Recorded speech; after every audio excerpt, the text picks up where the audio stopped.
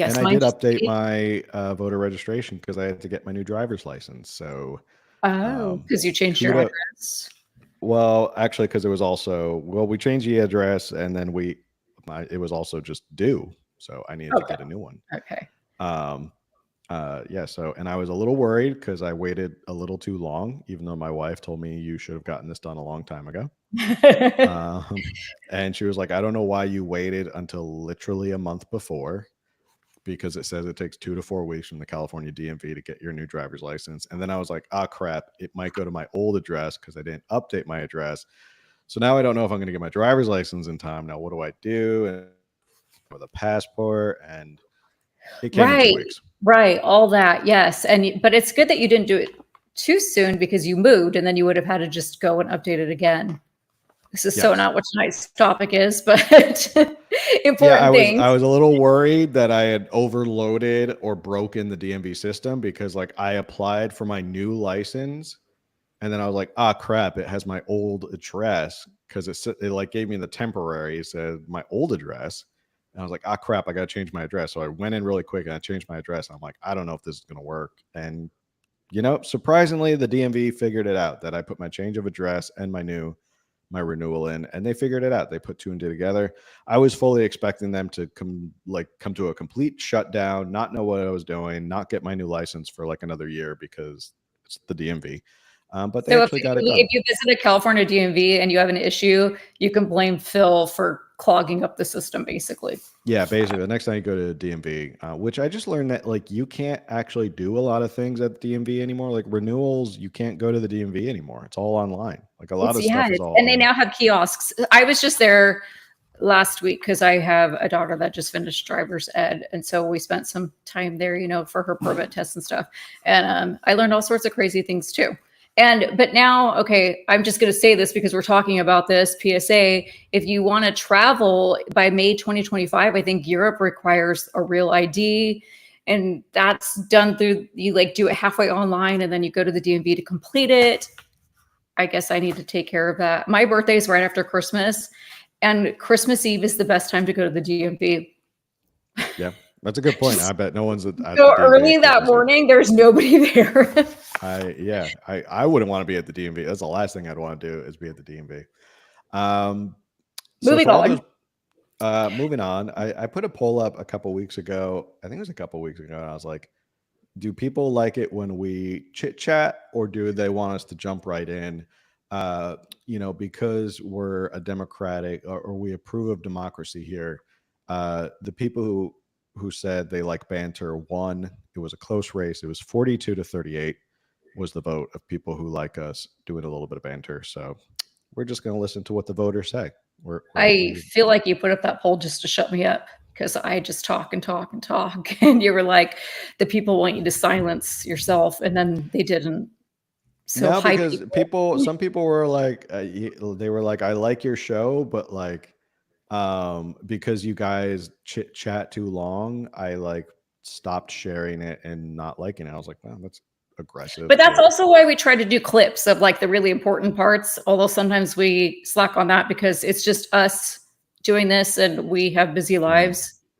But for those that said that, I can totally understand. But we do have those short clips that you can share with your friends. We share them to Instagram, TikTok. Mhm. I don't know where else. Yeah, and we're getting better at posting like smaller clips of like segments of the show, so you don't have to tune into like the whole show. Like we're trying to clip it up so that like there will be a conversation that's like 15 to 20 minutes. You can listen to that piece rather than listen to us talk about renewing your driver's license at the California DMV. So with that said, tonight's episode is all about Gavin Newsom waging war on memes. Now I know fact checkers are going to come out of the woodworks and be like, it's not memes, it's Free speech. AI.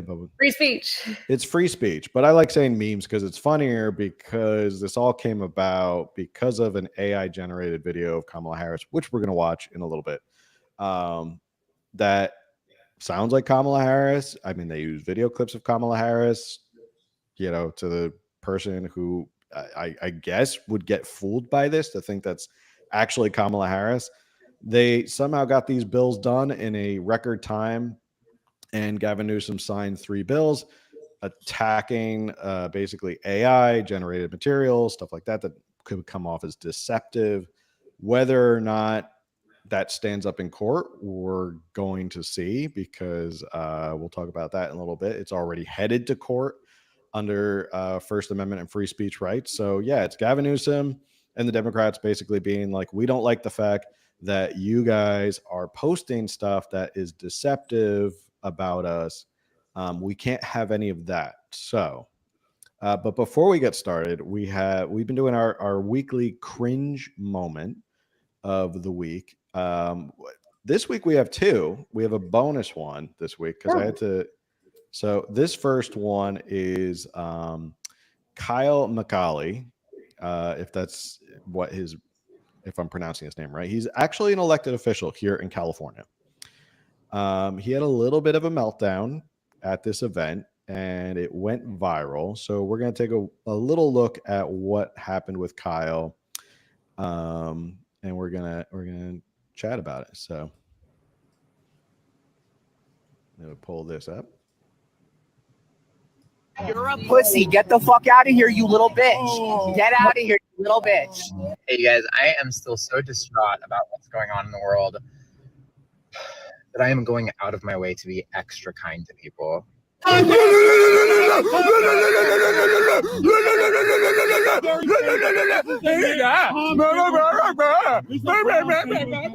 just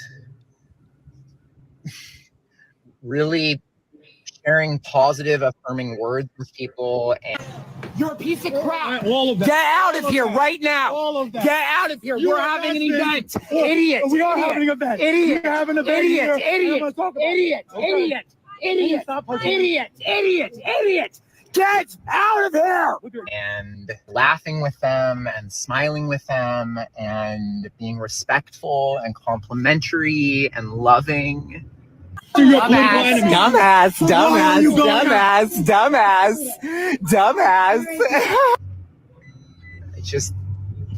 This is the only way that we're going to heal. This is the only way that things are going to get better. So that's basically the gist of the video. So that's a elected official. And when we say local elections matter, we're not kidding. Local elections do matter. So he's like a city council or a community within a city. Yeah, he's like he's on the board of like a small town, and he had this freak out over a journalist who came to this event. And yeah, I mean, it was caught all on video. He just, as you can hear or as you can see, he absolutely lost his mind. And these are the people who are getting elected. And I think he's kind of bounced around as a political elected official in California. And yeah, this is why we always say local elections matter, because you get nutcases like this who are actually in there running your government and running your local city or running your local city council.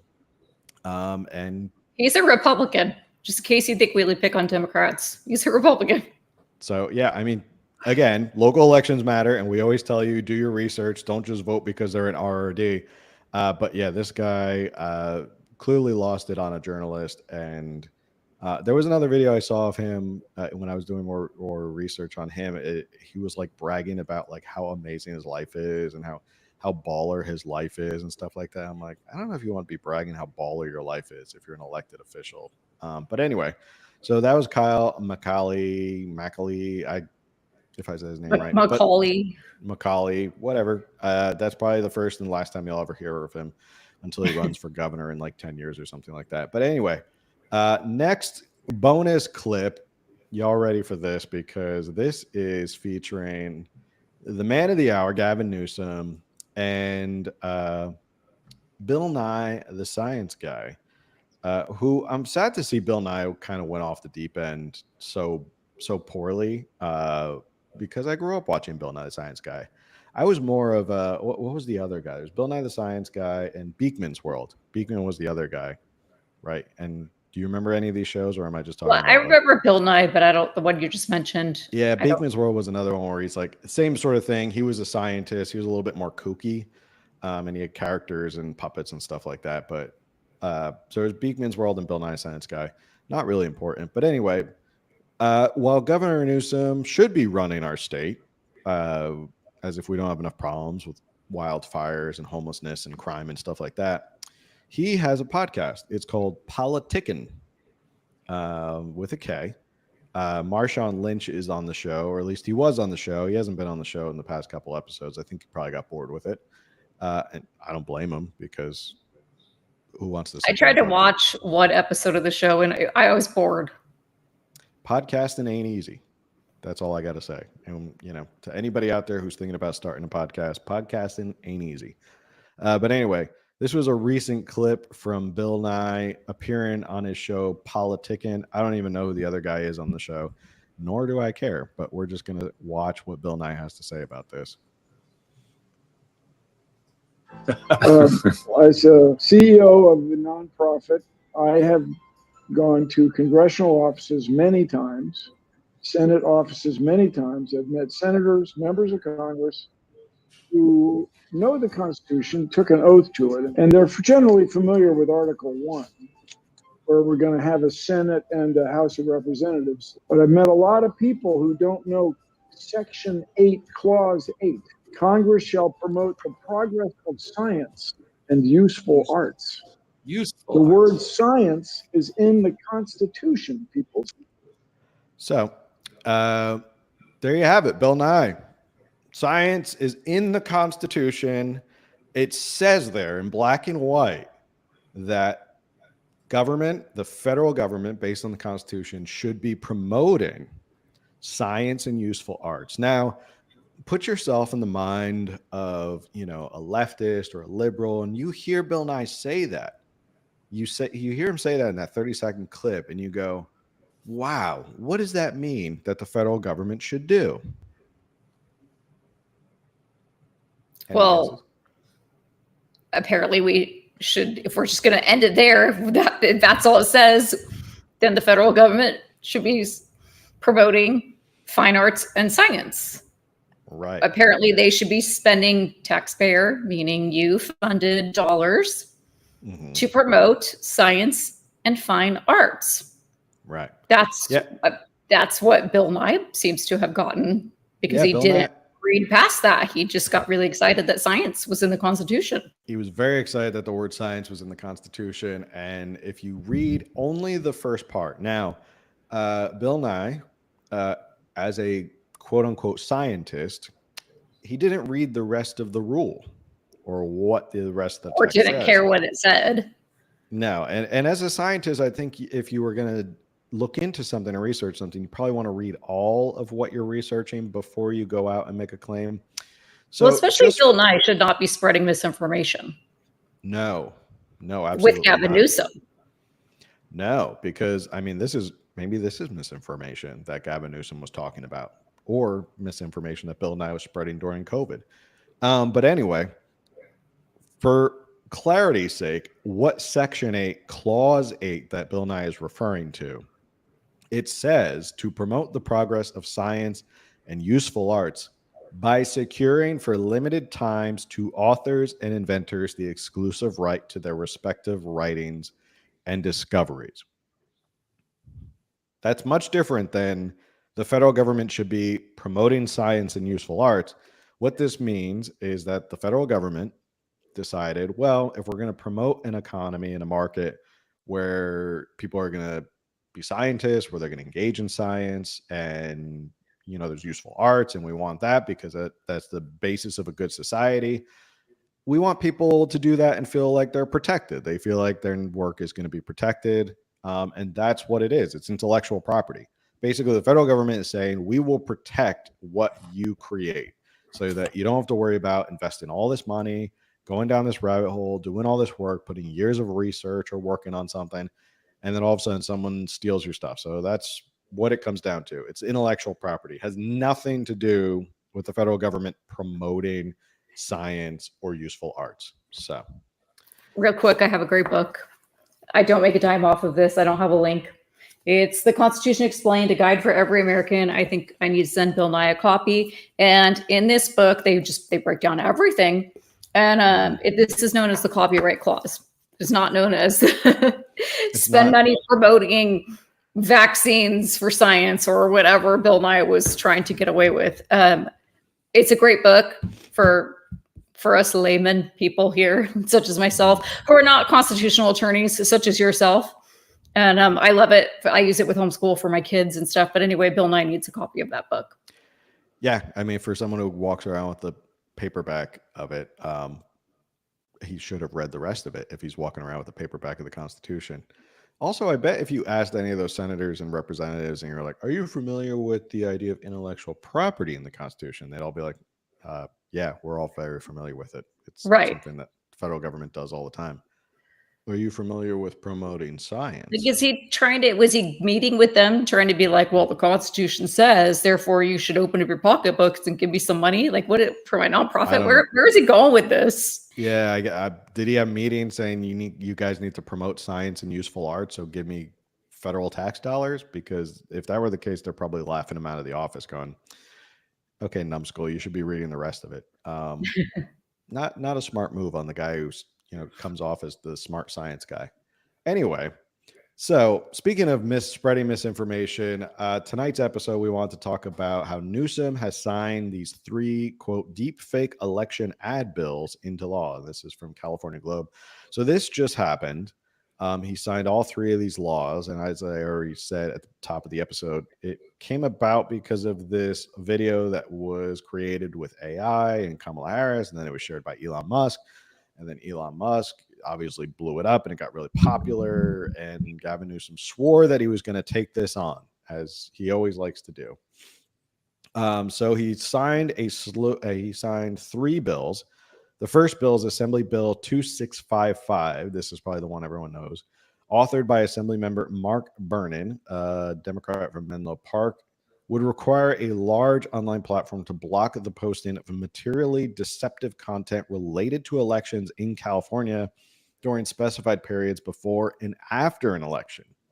The bill, also known as the Defending Democracy from Deepfake Deception Act of 2024, would require a large online platform to label certain additional content inauthentic, fake, or false during specified periods before and after an election in California. A reporting process as well as a litigation system would also be put into place. So I actually pulled the language of the bill, and here's the summary of the bill.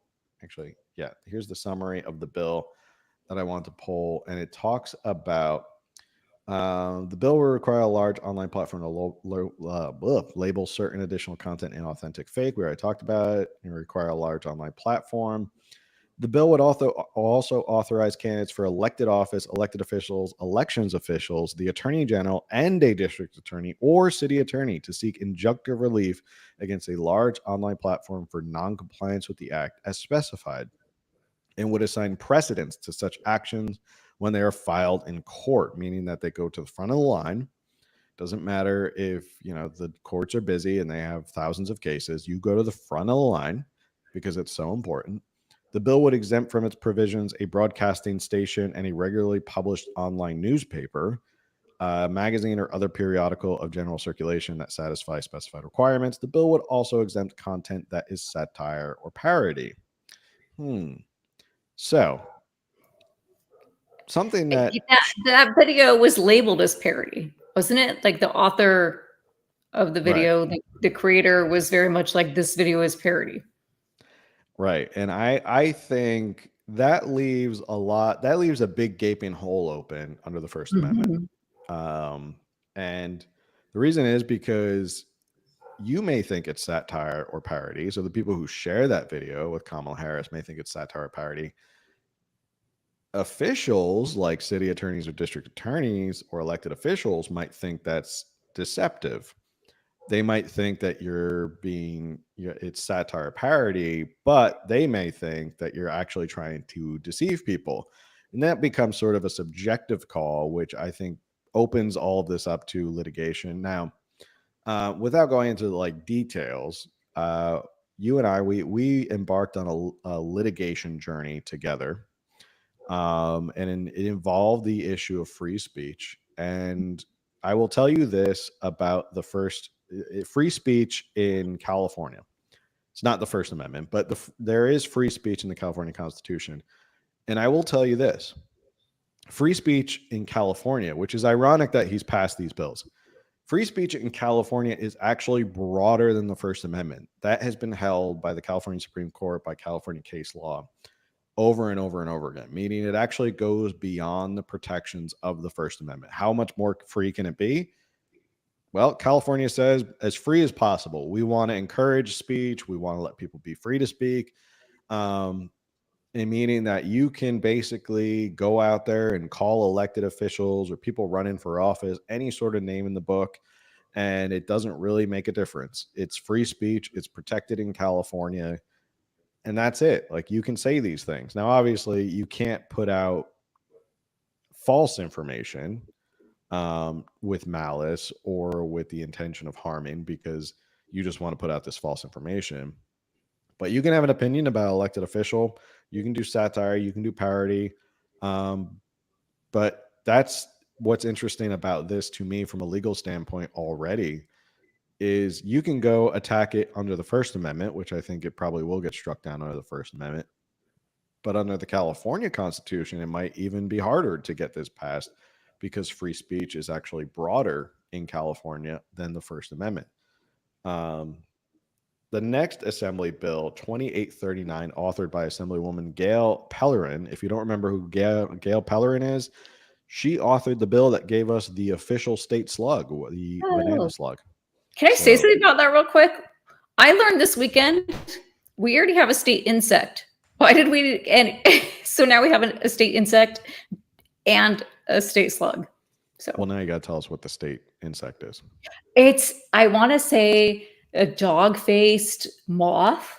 There's another, but the dog-faced butterfly moth. Sounds. I forget. We were doing on our road trip. I took my girls on a road trip, and we did California trivia all along the way. So, and when I read that, I was like, but then we have, like, are we going to need each individual category of insects now? And that is so not tonight's podcast. I'm sorry. I hate insects. Bugs are gross. Yeah. I can't even imagine looking up what a dog-faced moth / butterfly is. Probably terrifying. Although I have nothing against spiders. I think spiders are useful. What? They eat flies. They're the worst. No, spiders eat all this stuff that bother me. So spiders are cool in my mind. We'll have a chat later. Anyway, not the point of the episode to talk about whether spiders are cool or not. But anyway, Gail Pellerin wrote this bill. It would prohibit a person, committee, or other entity from knowingly distributing an advertisement or other election communication that contains certain materially deceptive content with malice, subject to specific exemptions.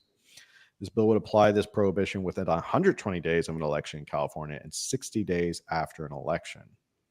AB 2839 would also authorize a recipient of materially deceptive content distributed in violation of this section, candidate or committee participating in the election, or elections official to file a civil action to enjoin the distribution of the media and seek damages against this person. And then finally, Assembly Bill 2355, authored by Assemblywoman Wendy Carrillo of Los Angeles. Isn't she the drunk?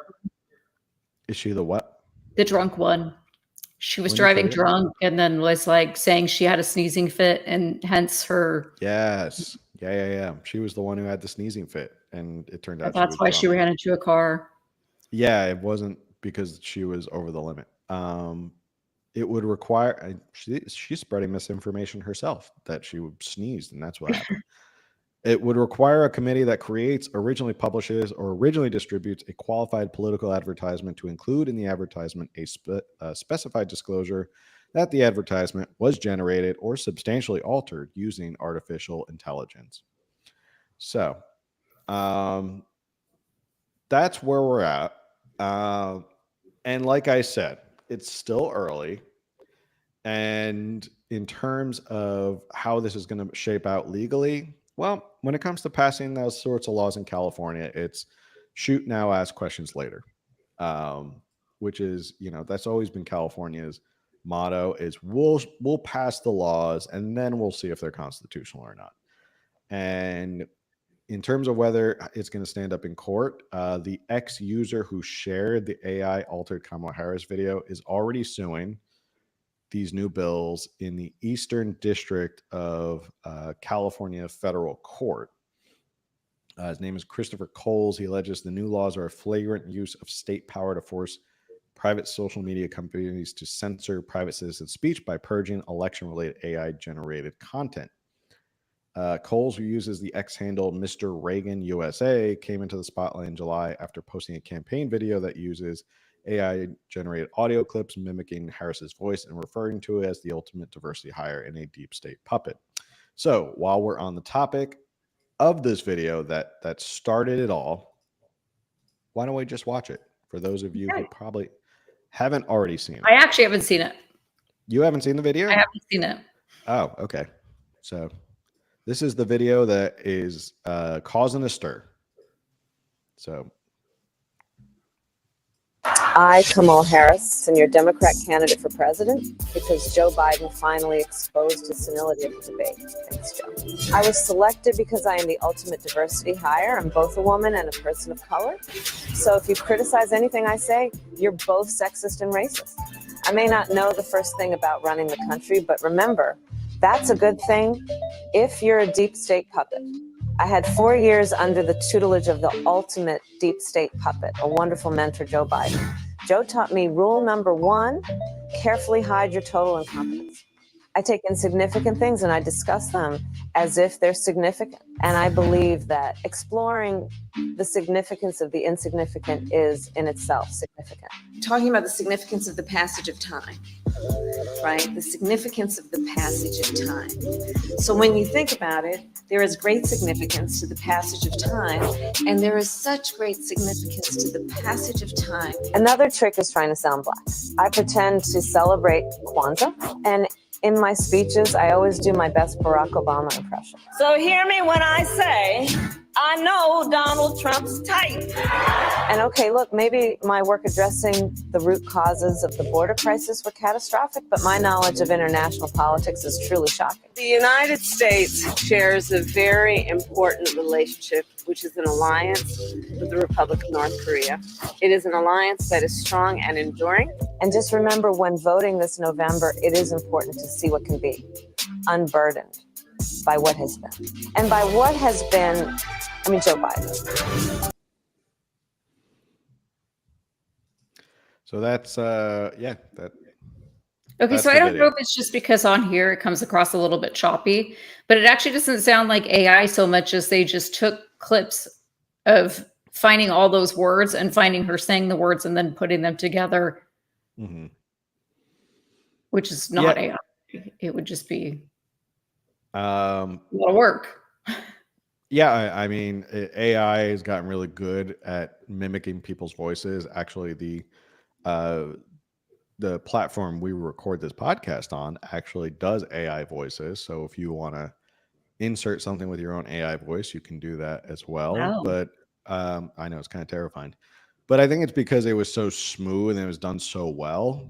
I think that what is that it does come off as like, but again, it's so like, it's so ridiculous to sit there and think that that's an actual ad that like Kamala Harris actually recorded.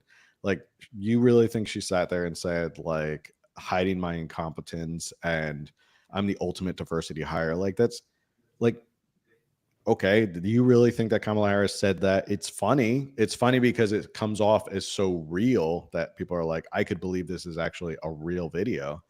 And that is from Mr. Reagan. And he does put on top of the tweet, he says, Kamala Harris campaign ad parody in big, big letters. So he already labeled it as parody.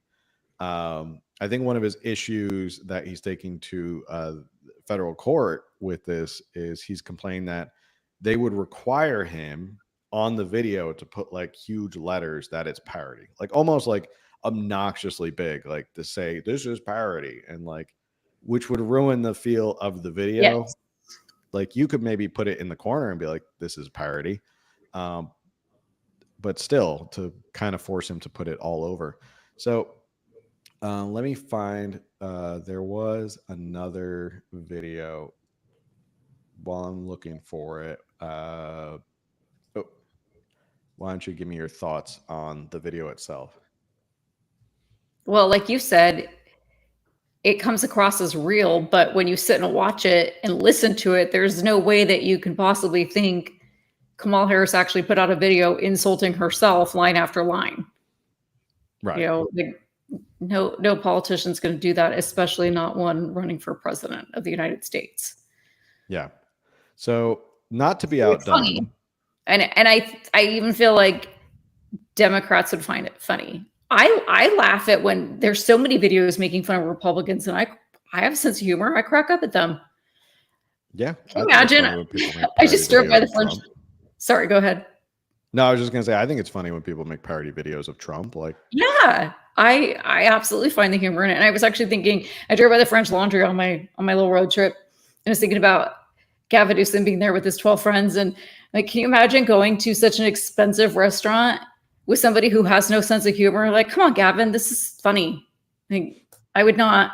I would not want to go and be like 11 of my closest friends, and you can't even laugh at parody. Like, it's just sad. So not to be outdone, somebody, I think it was the Babylon Bee, went ahead after Gavin Newsom signed all these bills and decided we're going to make the same sort of video, but with Gavin Newsom. So here is that video. Hi, I'm Gavin Newsom, the governor of California. This is a message for the people of America, given in my authentically recorded non-AI voice. Thanks to my leadership over the last several years, California has become a world leader in extremist left-wing governance. My policies were so effective that almost 1 million people are now fleeing the state every year. We even ran out of U-Hauls. During the COVID pandemic, I locked everyone in their homes and shut down businesses for months. Not the French Laundry, though. That's my favorite restaurant. Last year, I cleaned up the dangerous, messy streets of San Francisco, because Chinese Communist President Xi was coming, and I really wanted to impress him. He's my boss, after all. This year, I signed legislation that allows me to take custody of your kid if you refuse to give him artificial hormones and chop off his genitals. Because if you don't do that, you're a bigot, and bigots shouldn't be allowed to have kids. I've also led the way in green energy by banning all cars that don't run on electricity. Then I banned almost all the electricity. This is smart leadership. On my watch, the cost of living and homelessness have skyrocketed. Schools are failing. Drug dealers and human traffickers are pouring across the border. And poop has covered the sidewalks of San Francisco. This is the positive, joyful vision we offer as Democrats. That's why I'm enthusiastically endorsing Kamala Harris for president in 2024. She'll do to the country everything I did in California. Anyway, I'm California Governor Gavin Newsom, and I approve this 100% real message, which is a recording of my voice without the assistance of any AI whatsoever. This isn't a deep fake, and you can rest assured that it isn't, because I just signed an unconstitutional law outlawing deep fakes. No one would dare violate it. Thank you, and science bless America. Yeah, so that was Babylon Bee. That's pretty funny. Not to be outdone, so just to really poke fun at Gavin Newsom even more. But yeah, this is there's an article I pulled up from Real Clear Politics. I think this is really kind of the scary thing about this is this is not new in terms of what Democrats think of social media. I mean, they have in 2020 they had a grip on social media. Maybe in 2016 they had a grip. Maybe not so much in 2016, but 2020 they definitely had a grip on social media based on the fact that they would tell them what COVID stuff you could share, what information you could share. They kicked Donald Trump off platforms. Now you have Twitter, which is now X, run by Elon Musk, and he doesn't care, and he's going to let anything on. He brought Donald Trump back onto the platform, so they hate that. They hate that someone's not in their pocket for that. They hate that even Mark Zuckerberg has come out and said, no, we're not going to be strong-armed this year for anything. We're not going to be told what stories can and cannot be published on our platform. It's just everything's going to go. So I think they're afraid that now they're losing control of what's going on social media, and stuff like this is starting to get shared, and they're not terribly excited about it. They don't like this what they call misinformation or deceptive material, and this isn't new. this is not new, and it's Gavin Newsom took the dive on it because it's California and he could get the bills passed. And they're going to try it. I think this is going to be like the canary in the coal mine in terms of how far they can go on pushing back on this First Amendment. But yeah, I think, any thoughts on that, or is it going to get into Well, this I part? have questions because Sure. it's one thing, like we the people are putting out this information, but it's another if California, the state of California, is like, we're going to require these large social media platforms to remove this information. I feel like that's like an extra extreme step that they will have no control over as much as they're going to try. I mean, can they really do that? Like, I don't know where YouTube is owned by Google now, and I guess most of these companies are based in California. But like, it's TikTok is China, and that's supposed to be banned soon, supposedly. Whatever's happening with that, but I guess X is in San Francisco. Google's up near there, owning YouTube, and then Facebook, same thing. Meta, whatever it is.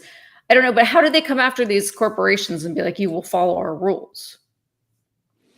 I think it's a lot of like, well, when the force of the federal government leans on you, that's one thing that I don't think any company as big as they are want to fight the federal government. And that means the federal government could maybe make your life a little bit more of a living hell in terms of audits or regulations, or they know how to push buttons. These are state laws. So state laws, I think maybe they don't even really, they're not as scared with state laws, even with California, as big as California is, they're not as worried about this. Also, I mean, like, Elon's not worried about this at all. Like, they passed these laws and he reshared it again. Like, he doesn't care. Just like, but like, I also think come after me, I'll leave the state with my company. which he's already done. I think he already kind of said he was moving X to Texas. I know they've moved Tesla out. But yeah, I think, will these companies comply with this, and will they kind of like bend the knee to California? I don't think it's as big as like the federal government cracking down on you, like the DOJ cracking down on you. I also think this is like, so, I mean, they have good lawyers. They have lawyers in-house. They can afford the best lawyers probably in California. And they probably went to their general counsel and said like, hey, is this something we need to worry about? And the general counsel is probably like, no, this is probably gonna get struck down in court, so don't worry about it. And they go, okay, well, we're going to keep doing whatever we were doing. So I don't think I can see them really California leaning on these social media companies too much to get them to do anything. They'll certainly try, and they have tried with the first step where they get these bills passed. But yeah, I don't know. And then none of these go into effect immediately, right? Aren't they January? Probably should have looked that up. When do they go into effect? I think maybe they go into effect they probably go into effect like next year. I think it might be too soon to go into effect right now. So it's so serious. It's so serious. It's going into effect. We're going to wait on it next year. Well, let me see. Let's see. Bill text. 20. No, not for a couple of years. Actually, it looks like it's not going to come into effect until 2027. What? Well, so there you go. It's so important that it's not going to go into effect for 3 more years. So it's basically the next it's going to be the next election cycle is what they're trying to protect. Yeah. Well, that's actually pretty convenient. See how well this is taking off. Mm-hmm. And I won't go down the road of Kamala versus Trump, but yeah, it just seems like they're like, okay, we need to protect ourselves for 2028. That's interesting. Yeah, it's interesting why they pick that date. If it's such a, it's such a danger to democracy that you're going to leave 3 years of people to do this. I mean, there's the midterms coming up. There's you know, state elections, local elections coming up, but you're going to allow this to happen for 3 years. Until the presidential election, or until the primary start in 2027. So convenient, which would also be convenient because if Governor Newsom runs for president in 2027, and this is still law, interesting. He's protecting himself, maybe. He's protecting himself, absolutely. So, that does put a little more interesting wrinkle in it that it's not going into effect until 2027. So, All I guess three of them, or just the main one that the main one? Okay. Yeah, the big one's going in 2027. Interesting that he didn't want to do it now for his buddy Kamala Harris. Although I did finally get around to reading that article you sent me a long time ago about the rift between them, and there's definitely a rift between them. I don't even remember what you're talking about. You have to send it back to me.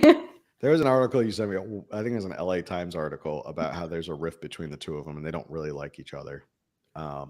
So anyway, so this Real Clear Politics article, which is titled "The War on Free Speech is Here," kind of talks about these bills. And halfway through it goes on to say, after the ad was dropped, that Newsom was not amused. The elites never are when the commoners laugh at their folly. Quote, manipulating a voice in an ad like this one should be illegal, he wrote on X 2 days after the joke ad was posted. I'll be signing a bill in a matter of weeks to make sure it is.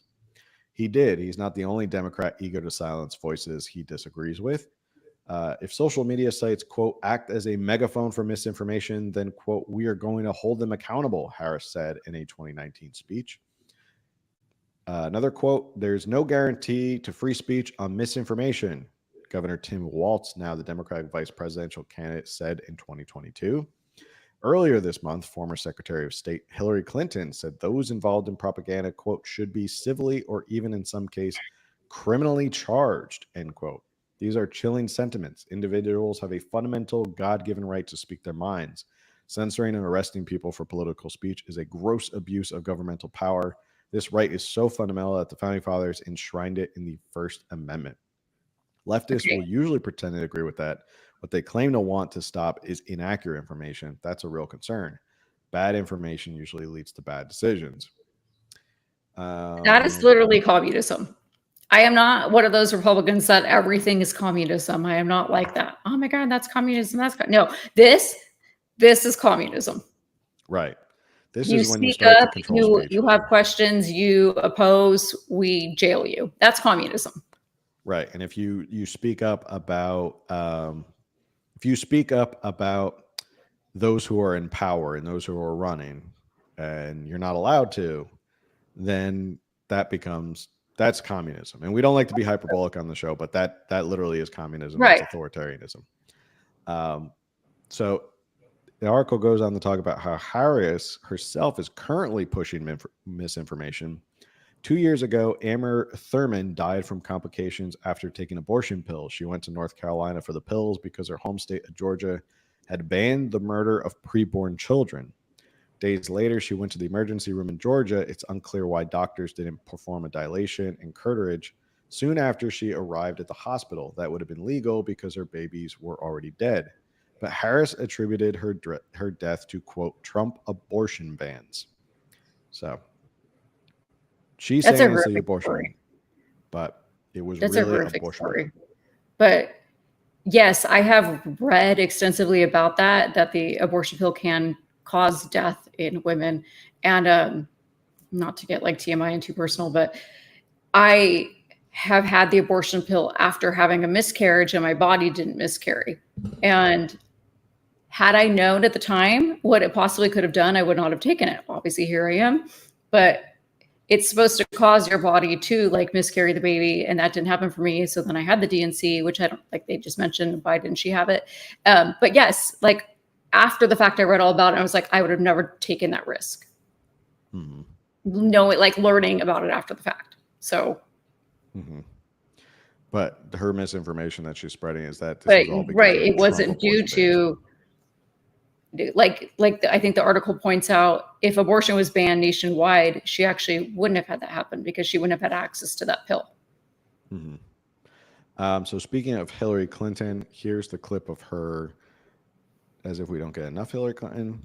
Here's the clip of her talking about why she thinks we should crack down on disinformation with Rachel Maddow, who obviously didn't push back, didn't really disagree with her. And boosting Trump back in 2016. But I also think there are Americans who are engaged in this kind of propaganda. And whether they should be civilly or even in some cases criminally charged is something that would be a better deterrence because. So that was Hillary Clinton. That's what she said, that the article referred to. So she, ironically, queen of disinformation, she shared, if you remember back to 2016, go all the way back to 2016, when she spread the Steele dossier, which was full of misinformation in terms of what the Trump campaign and what Donald Trump was doing. So when you want to talk about spreading, that originally started the Obama birth certificate thing as well. Yes. Yeah, she was the first one to start the Obama birth certificate. A lot of people forget that. A lot of people say it was all Donald Trump, but she actually, during the primaries, was the one who really got it started about Obama and his birth certificate. So she also put that misinformation out there. So between that and the Steele dossier, So she should probably be jailed. She should be jailed for spreading misinformation. Right? Among other things. Yeah, I mean, among a whole bunch of other things that we won't get into for fear of being Arkansas side or Clinton side. Anyway, now here's the current Democratic candidate for president, Kamala Harris, and her thoughts on what they should do on disinformation. And will put the Department of Justice of the United States back in the business of justice. We will double the Civil Rights Division and direct law enforcement to counter this extremism.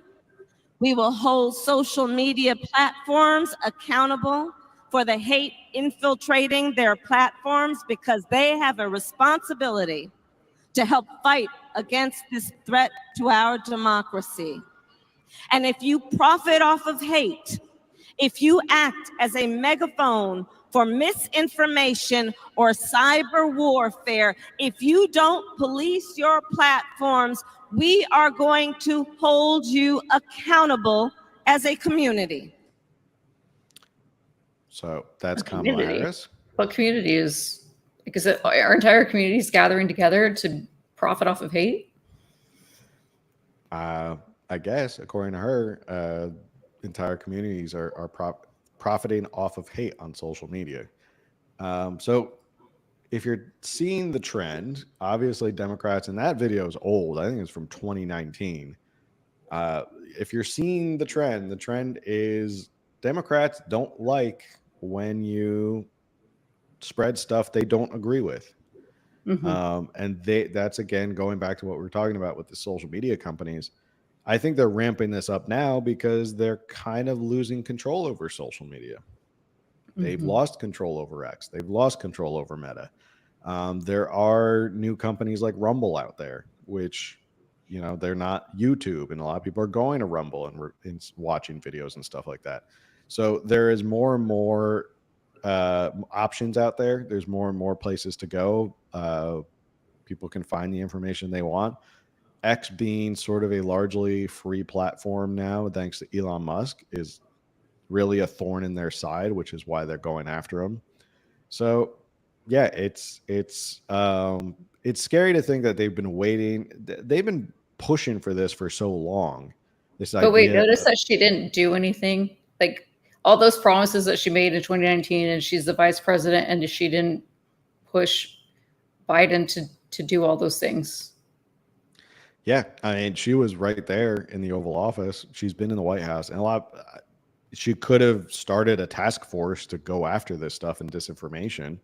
Could have been a big thing. It could have been something that she made part of her agenda, along with the borders are. But, you know, when you ask her why she didn't do anything in the past 3.5 years as vice president, even though she was in the White House, you know, you'd be hard pressed to find actually getting a good answer out of it. Right. So it is scary. It is, again, this is why, bringing it back to like California and these bills are always tried out in California. This stuff is always we're always the canary in the coal mine when it comes to these things. California passes these laws and they see how far they can get. And then if it works out, then it eventually comes to the federal level. So what was the one that we were talking about it recently about something that came to the federal level and we're like, this is a direct thing from California. And I can't remember it now. I don't know. We talk about so much. We do talk about a lot. I can't remember it now. There was something that literally just got passed. We definitely said, because we talked about how we always, the phrase, so goes California, so goes the country. And we were like, here's a perfect example of that. Mm-hmm. And that's as much as I remember. Yeah, there was something, and now I can't honestly remember. But anyway, yeah, this is the stuff that they try out here. And if it works and they get away with it, then they slowly implement it on the federal level. So that's why, again, this is going to be my pitch, maybe to end the entire show, to kind of wrap up. Why all the local elections matter coming up in November. Why it matters that you pay attention to who you're sending to Sacramento, who you're sending to be in city council. These things do bubble up and go through California and they end up on the national level. They try it out here because they know that they're not going to get any pushback. And they know with a Democratic supermajority at every level of state governance that they're not going to get any pushback. They're not going to get, everyone's going to comply with it. So they try it out here. This is like the test lab. And how do you stop it? Got to show up for local elections, and you can't give up on California, because if you give up on California, sooner or later, everything that passes here in California, it will find you somewhere federally. And that's the truth, is that if you give up on California and think, oh, it's gone, forget it, just leave them over there, those crazy kooky people. Sooner or later, it's going to bubble up to Washington, D.C. And then once it gets to D.C. and you get someone like Kamala in power, then all of us, everybody in the country has to deal with California policies. So moral of the story, show up for your local elections. Don't just but it's going to bug me now that I don't remember what that is that we were saying. It's going to bug me now too. And I can't remember what it was. Oh man, we were literally, it wasn't that long ago. We were just talking about it because they just came out of DC. And I was like, this literally is why you stop things in California. Gosh, I can't even remember now. But anyway, housing. I'm sure it had to do with housing. Yes. Yeah, it was down payments. Yes, because now Kamala Harris is promoting down payment assistance, which California started. Right. It was the down payment thing. So yeah, there you go. Perfect example. There's down payment assistance here in California, which they're trying out. It's broke. There is no money left in it anyway. They tried it out. It worked for some people, and then they ran out of money and forgot to budget for more people. But hey, federally, good luck. Federally, it's an unlimited amount of money, and the Fed will just keep printing money, so they can find that money wherever they want, and then the housing market will really boom. But yeah, moral of the story: pay attention here in local politics. Don't give up on California, because you got to start pushing back here in California. You got to stop what's going on here in California. Otherwise, it's going to get nationally. It's going to go nationally, and there's nowhere you can hide. Doesn't matter where you go, what the reddest corner of America you can go hide in. It's going to find you one way or another. So, any final thoughts before we wrap up for the night? We were supposed to get to the whale story again with Gavin Newsom. I guess that whale of a tale. Maybe it'll change by the time we get to it. No, I just, elections ballots are about to drop. Like I said, this came in the mail, and I just want to remind everyone there's important propositions. We've been talking about them, and I don't like to tell people how to vote, but it's pretty much becoming, a nonpartisan issue to vote yes on 36, which is the reform 47, because that reel is still making its way that we made with Sheriff Bianco, and people are still questioning. There's no Prop 47 on the November ballot, but the Prop 36 is to reform 47. And it's a vote yes. And like I said, I don't want to tell you how to vote, but pretty much Democrats and Republicans are all pushing for that. So, So even if you want to abstain from voting for a president this year, please, your ballots are dropping soon. There's lots of local elections and measures that are very important. Exactly. And I'm sorry, my dog is going crazy. Your dog's obviously jazzed up about Prop 36. Yes. Yeah, it's the polling that came out, it was the PPIC came out and showed it was 70% of people support Prop 36, which, you know, Gavin Newsom didn't like. He was like, I don't even know what state I'm living in anymore because so many Which now people. he's totally backed down. Didn't he say, I don't have the energy to even deal with Yeah, this? he's given up. He's like, I don't have the bandwidth to campaign against it anymore. So he's given up. He's waved the white flag. He's tried every dirty trick in the book. He tried special sessions and, you know, trying to jam laws through at the last minute. And it looks like Prop 36 is going to likely pass. Now, obviously, you have to show up and vote. Polls don't mean anything, but it's obviously a lot of people are in favor of Prop 36. Not crazy about the fact that Prop 33 is in the lead to pass. That was the one we just talked about with rent control. So not crazy about that. That was one. last week, right? Last week. So I don't even know what episode number we're on, but last week's episode, we broke down a few more props. Yep. So check those out. I think we have a couple more props to do, which we should get to because ballots are dropping. But yeah, so that's basically it. We'll see. We'll keep an eye on where this goes. All these laws in terms of First Amendment and the free speech. I think it'll get struck down in the federal court. I think they may limit it. They may cut back on it, but it'll be interesting. I mean, if the court doesn't completely strike it down and keeps some of it, that's a win for Democrats because they'll be like, so we can run with this idea. Like, and again, that's sort of their game plan is like, we're going to make this outlandish law.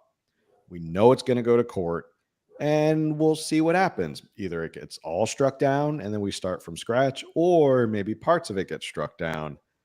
And then now we have the legal premise, and now it's been through court and there's case precedents and it's federal. So now the federal government can do something about it. Like that's how this operates. This isn't, they do this on purpose. This is a complete game plan to try and do this and see how far they can push it. So hopefully it gets completely struck down and laughed out of court. But crazier things have happened. So any other final thoughts before we log off for the night? I'm done. Okay. Well, with that, thanks for tuning in. Make sure you like, share, subscribe, review. All that stuff helps with the algorithm, whether it's on YouTube, Rumble, TikTok, Instagram, any of that stuff. Make sure people help us and find us and share it and all that stuff. And the best thing you can do to support this show that is 100% free is share it with somebody you know who will enjoy it. So with that, we'll see y'all on the next one. Later.